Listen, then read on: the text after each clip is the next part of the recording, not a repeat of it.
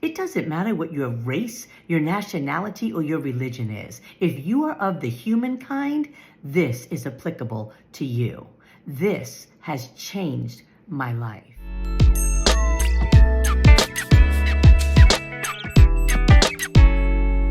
Ho'oponopono. That's a Hawaiian word.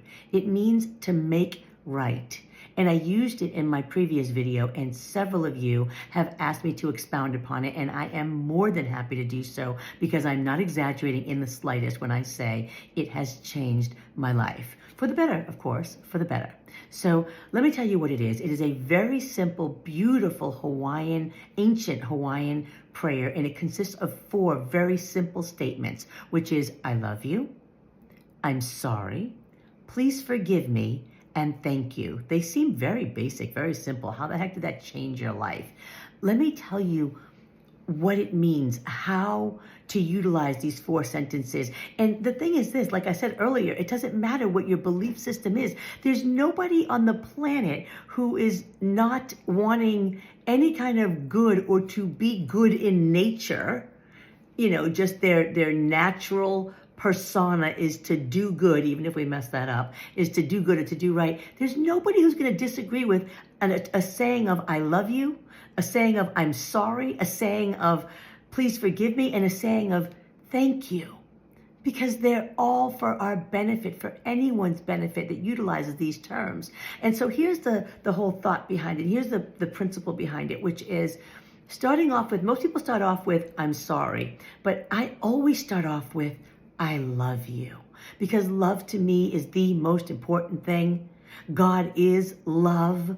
That is the most important thing to me. And if you don't believe in God, you don't know who God is, you don't believe that God is your creator, you know that love absolutely exists in this world. So if we differ in that opinion, that's irrelevant in the sense of love is, period. And anyone who's ever experienced love knows it's the greatest thing on earth. So I always start off with, I love you. Who am I talking to when I say I love you? I'm talking to God. I'm talking to my divine. I'm talking to my creator. So when I say I love you, that's who I'm talking to. Who else am I talking to? I'm talking to myself. Whenever you have inner talk, whenever you're all by yourself and don't have another human being near you and you're speaking something, whether it's in your mind or out loud, you're talking to yourself.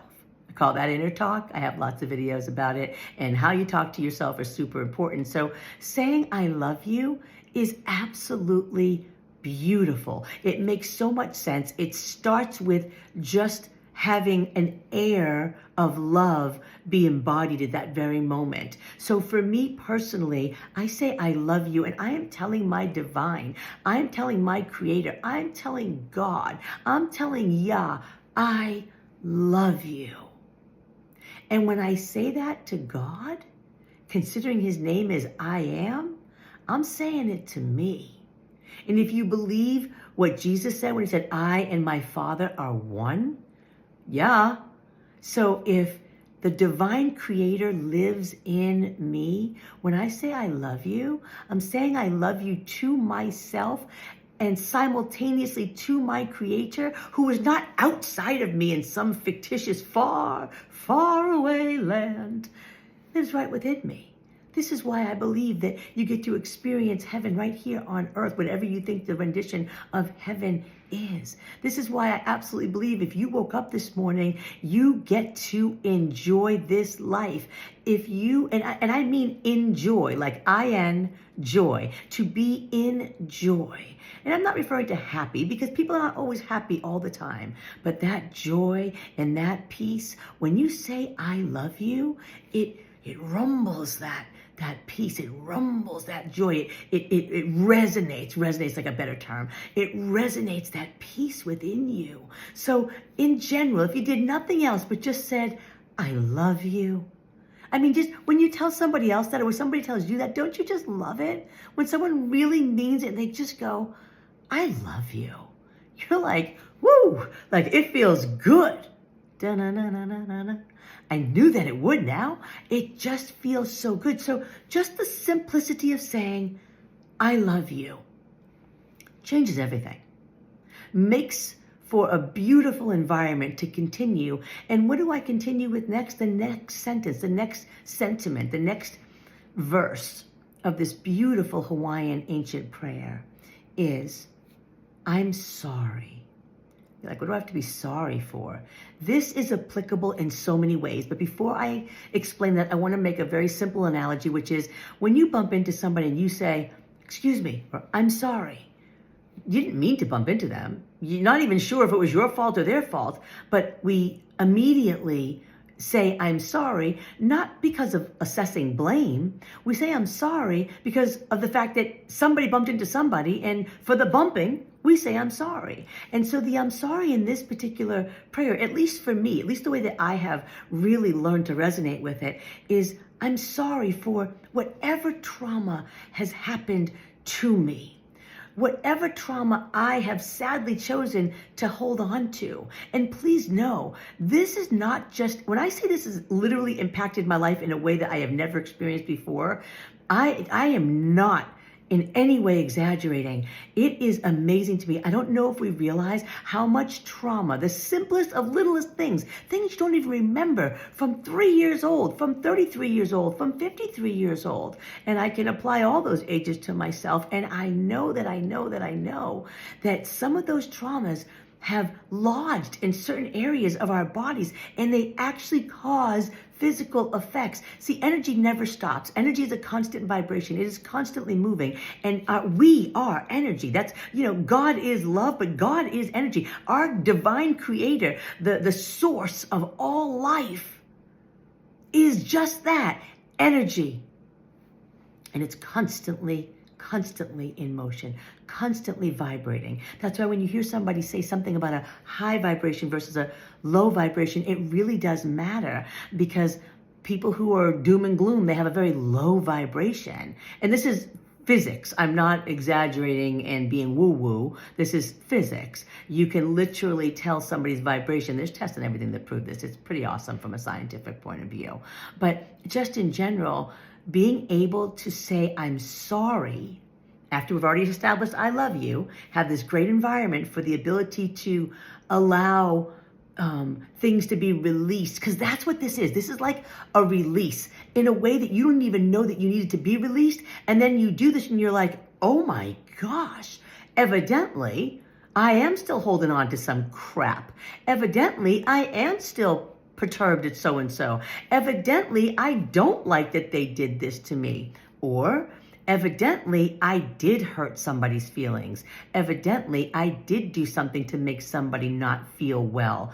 Evidently, and you can go on and on. It doesn't matter where the blame is. We're not here to assess blame. This is about allowing ourselves to be set free from any kind of trauma. And when you look at ourselves in this world, the whole entire universe, we are all energy, this constant vibration. And it is just such a smart and wise thing to do, to not allow any of that energy to be blocked in any way. And it really does play a huge role, not just in your emotional state and not just in the way that you think on a daily basis, but it can eventually, if you live to be, listen, I am 55, soon to be 56 in a very short period of time here. And I can definitely tell you, you don't have to get sick as you get older. That is such a hunk of junk.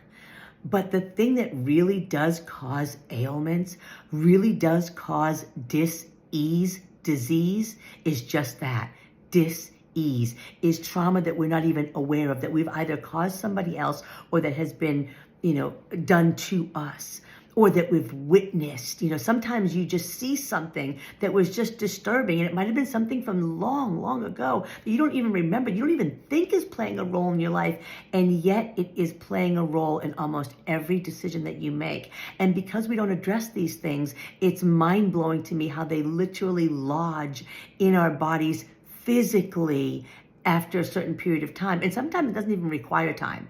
Sometimes it's just an instantaneous thing. I mean, listen, right down to the things that they tell us, some skin disorders and things like that they say are incurable. There's nothing you can do about that. Oh my gosh, our body wants to heal itself so badly. We just have to be in tune and in alignment with what exactly we understand. And the very fact of the matter is that our subconscious is constantly going. We function off subconscious 95% of the time. You don't ever have to get in your car when you're about to drive and think, oh gee, how do I drive? You know exactly how to drive. You subconsciously can drive and be thinking of 17 other things. You can have full-fledged conversation. You can be, having all these other thoughts entertained in your head that you're literally contemplating and discussing to the point where you show up at your destination and you don't even remember the ride, because you were so consumed by other things that you were doing. So this is what I'm saying, that our subconscious is, so we were driving subconsciously, no trouble whatsoever. We got it, we figured it out, we know how to do it. We do this with so many things in life. And so understanding that makes us realize how important it is to pay attention and to recognize that 4 little sentences, if applied in a true and honest way, can set us free, not just in our minds, which is huge. That's the biggest battle right here for sure. But in our hearts, which is also where your true mind is, in our hearts, right? Think about it too. Your heart, the middle of that word, H-E-A-R-T, heart. What's in the middle? E-A-R, your ear, what you hear, how you listen, and how that heart affects the way you see everything.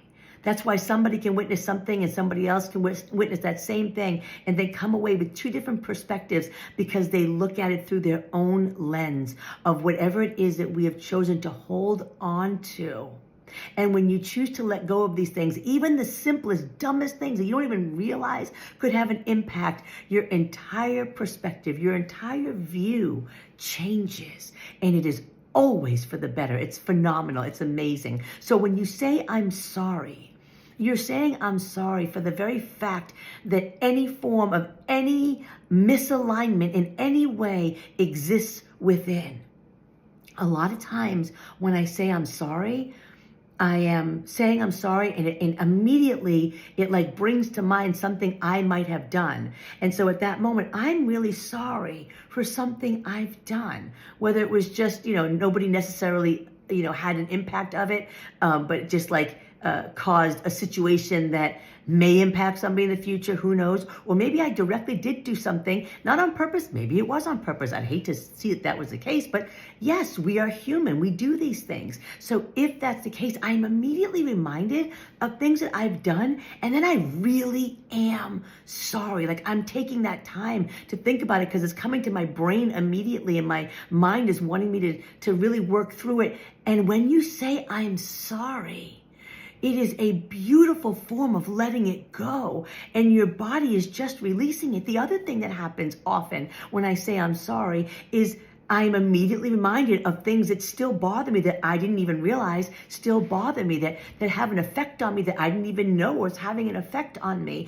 And at that moment, the person that did the thing to me, it's almost like they're saying they're sorry. It's almost like, even if they're not saying that, and even if they never say that, it is such a beautiful release from the thing that person did. So even if they never say they're sorry, it's like we're picking up the slack. We literally are saying, I'm sorry. And then we're also released from that very thing, that even if that person never says they're sorry, even if they never admit what they've done, that you are still being released from it. I don't even know how to explain why this happens, but it does, and it's beautiful, and it's amazing, and I'm in awe by it. So the I'm sorry is not because you or anyone else has done anything in particular, but when you say it, those things are brought to your imagination, to your memory, to your mind, I should say, and you have the opportunity. And sometimes I am crying,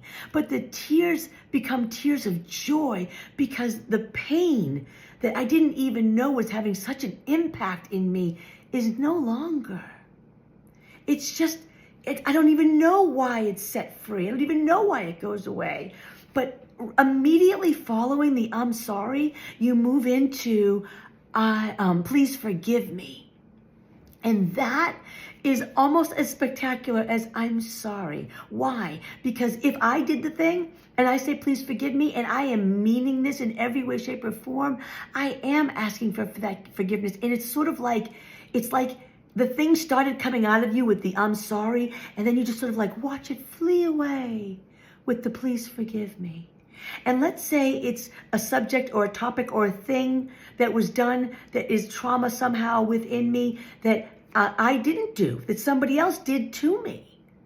It's like in that moment, it's like that person is saying, please forgive me. And even if they never ever said, please forgive me, it is this most beautiful moment where you bring to you have the recollection of what happened. You have the recollection of this trauma, and sometimes it is not that deep. So, I mean, listen, most of the time it's major stuff, but sometimes it is just like the stupidest, simplest thing that someone said that just really hurt your feelings, or that someone did, or an action that someone's taking that might be very minuscule. They didn't even realize that they said or did something to bother you, but it somehow just bothered you. When something just bothers you like that, and you think about it every so often, and you don't release this thing, it is causing a block in you. It is not allowing your energy to just flow the way it was intended to flow. And I know that God is consistently and continually, that our creator, that our source, that the divine, whatever you choose to call your creator, has absolutely given us the ability to have this beautiful flow. You know when you ain't flowing right. You know it. Why? You don't have peace. But when you have peace, it is just this flow. And it actually, from a biological standpoint, the ability to have the fluid that comes all the way up from your sacrum to the top of your head and literally like lubricates your brain and your entire spine. And I mean, it is just spectacular what our body can do. And we are doing it a disservice by not allowing ourselves, not giving ourselves the opportunity to say this most simplest, most beautiful, most wonderful 4 statements that I feel like anyone could have put together, which is the I love you, I'm sorry, please forgive me. And that please forgive me is like the seal, the kiss of life, the breath of life. It is the breath of life, because you literally feel this life coming into you as you didn't realize that that thing was blocking up the ability to have that life and that peace be living in you. And listen, if you've got 95% peace in life and 5% no good, that 5% somehow seems to think it can control everything. It can't. It shouldn't. It won't. I won't let it. And that's my responsibility, just like it's your responsibility. And if you choose to join in Ho'oponopono, which I love that Hawaiian word. I just think it's beautiful. I love that anything I hear from that island from a word standpoint just sounds so beautiful to me. Many languages sound so pretty to me. You know what it is? It's when the words have a positive value, they have a beautiful flow to them. They have a beautiful ring to them. And even if you don't know the meaning, you just know within that it's just right. Ho'oponopono, to make right. So you go from this please forgive me, and you realize that sometimes the forgiveness is for yourself. Other times the forgiveness is for somebody else. And many a time the forgiveness is just forgiveness in the sense that I don't even know how or why this thing happened. Something happened, an event that occurred that wasn't even directed towards me, but still had an effect or an impact on me. And so the forgiveness is just for the event. It is such a beautiful thing to say, I'm sorry, please forgive me, specifically and generally, because it allows for this release to take place. It allows for your body and your mind and your spirit, your soul, to be in agreement that this isn't helping any of us. Let's let it go. And it just does it. It just flees. So once you say, I love you, and I ponder these things, sometimes it takes me 2 seconds to go through some. Sometimes it takes me 20 minutes. Sometimes it might be an hour, not much anymore because I've moved through so much of it that it's pretty quick now. But during the first many a times, I was just truly saying, I love you. I'm sorry. Please forgive me and thank you. It was sometimes like an hour and a half, 2 hours with tears, with laughter, with all sorts of different things that really caused for me to be set free. And listen, I'm not denying that there's many ways to be set free, but I don't know one scriptural or spiritual book of any sort, or any book that claims to have wisdom that would ever deny saying, I love you. As a matter of fact, I think it lines up with many a beautiful scriptural or spiritual, even just self-help books. I feel like it aligns with every belief I could possibly imagine right now would line up with, I love you. I'm sorry. Please forgive me. And thank you. So by the time I get to thank you, the gratitude, like the smile is so freaking huge at this point, and I can't stop grinning to the point where my cheeks almost hurt because I really am so thankful. I really am so grateful. I really did feel lighter. I really do feel lighter. And so it's just a perfected, in my opinion, ancient Hawaiian prayer that I think is really applicable to humankind. If you look it up, you'll see the doctor who utilized it on a whole group of inmates that he didn't even see. He just said it in regards to them. It's a great story. You should go check it out online. If you can go find it online somewhere. But really, this to me has been the most spectacular thing. And I think that for those who follow like a biblical principle, I absolutely think that there's no denying that all of that is in the Bible for sure. And many other beautiful spiritual books that people really deem to be divine. So you can't deny that just because it's under the guise or the heading of ancient Hawaiian prayer, it's really just a prayer for mankind. I love you. I'm sorry. Please forgive me and thank you. I hope that helped. I hope that gives you a really good explanation of what Ho'oponopono is, at least to me, at least from my understanding of it. And I just want nothing but the best for anyone who gets to listen, which is the only reason why I come on and chat about this stuff, because I do love living the good life. And you get to have that no matter what your circumstances are, no matter where you live, no matter what your race is, no matter what your belief is, you get to have that. That is a birthright to be whole, to have peace. So I encourage you to continue on your journey and hope that it just continues to bring you more peace, more love, more blessings. And if this was something that you enjoyed watching, I really hope that you would give it a thumbs up. And if you think it'd be helpful to somebody else, please do share it with them. And I'll be back again next week for another one. And I hope that you choose to have a great day on purpose. Until next time, shine.